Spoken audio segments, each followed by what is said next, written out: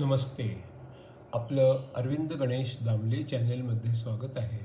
मी अरविंद दामले आपल्यासमोर प्रस्तुत करीत आहे 2 कविता.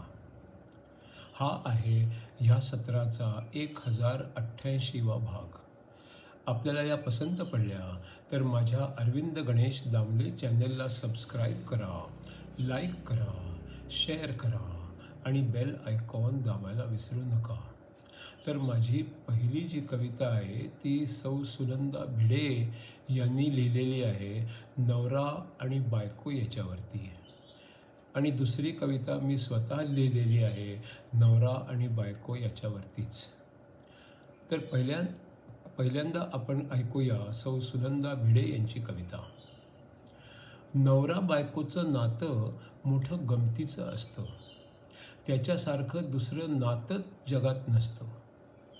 त्याला वाटतं की ती त्याला सारखं शिकवते, पण दुसऱ्याला काही मत असतं हे त्याच्या गावीच नसतं. दुसऱ्याचं ऐकून घेण्याची इच्छाच नसते. तो म्हणतो मी तिचंच सतत ऐकतो. हा मात्र शुद्ध कांगावा असतो. मनासारखं करून घेण्यात तो प्रवीण असतो. बिघडला पदार्थ तर लगेच बोलायचं, चांगला झाला तर नाही नावाजायचं.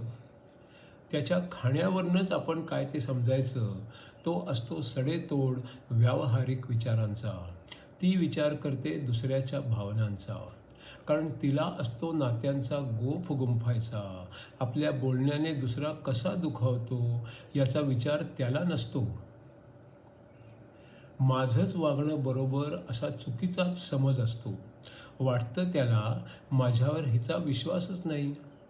मनात येतं तिच्या, मग इतकी वर्ष संसार कसं काय झाला बाई? हिच्याचमुळे सारं घडतं असं त्याला वाटतं. जबाबदार दोघेही असतो, त्याच्या गावीही नसतं. त्यांच्या आवडीनिवडी कधीच सारख्या नसतात. दक्षिण उत्तर दिशेसारख्या 2 टोकांच्या असतात. जेव्हा ती नसते घरात तेव्हा काय करावं त्याला समजत नसतं. मनात येतं त्याच्या तिच्या वाचून सगळंच अडतं. घराबाहेर जेव्हा तो जातो बराच काळ, आठवणीने हळवी होते तिची संध्याकाळ.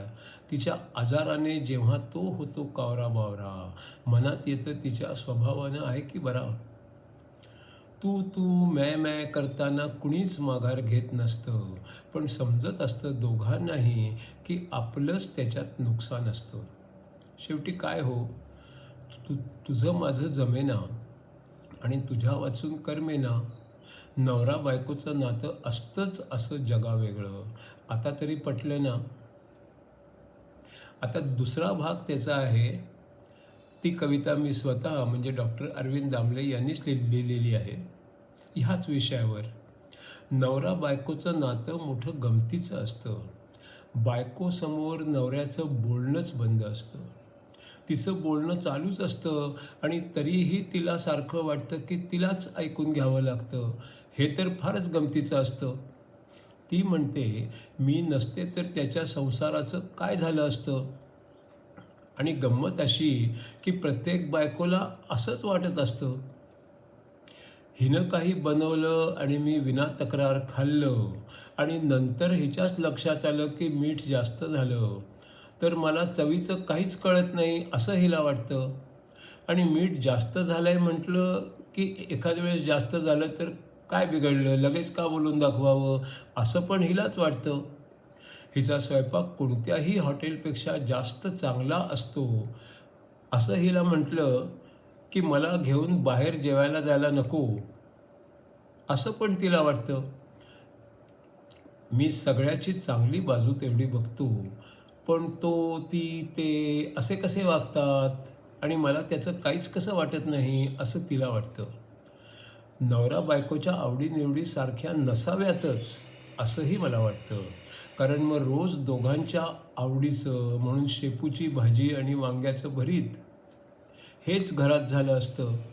नेहमीच गोड किंवा नेहमीच तिखट असंही झालं असतं.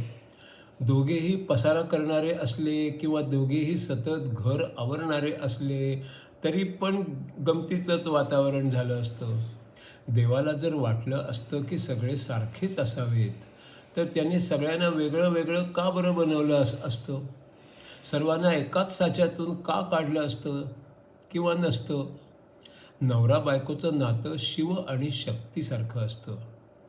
नवरा म्हणजे स्टॅटिक म्हणजे स्थिर शक्तीचा साठा असतो आणि बायको म्हणजे डायनॅमिक म्हणजे चलशक्तीचा साठा असतो. घर आहे तसंच काय वाईट आहे असं नवऱ्याला वाटतं आणि त्याच्यात मधून बदल केले तर बायकोला बरं वाटतं. तेच जुने कपडे जोवर चांगले आहेत तोवर वापरावेत असं नवऱ्याला वाटतं. नवीन रंग, नवीन डिझाईन किती छान दिसतं असं बायकोला वाटतं. दोघे जण जर सारखेच असते तर ते घर नेहमी जुनाट आणि कंटाळवाणंच झालं असतं. किंवा उलट असतं तर आमदनी अठन्नी और खर्चा रुपया असं तरी झालं असतं. जर घर समदृष्टीने चालायचं असेल तर दोघांनी वेगळं वेगळं असणंच गरजेचं असतं आणि म्हणूनच नवरा बायकोचं नातं मोठं गमतीशीर असतं.